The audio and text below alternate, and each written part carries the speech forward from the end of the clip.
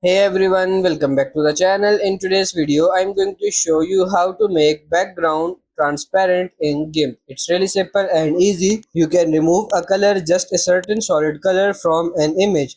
Open your image and go to colors to alpha, and then we just want to change the color by default. It's taking everything white in the image and turning it to transparent. But if we click on this color, we can manually select a color, or we can use this dropper tool. Left click on the dropper tool and then left click on any color on the image, and it will make that color completely transparent. There are these threshold options. So this top one is a transparency threshold. We can adjust this to make the other colors more or less transparent, and also the opacity threshold.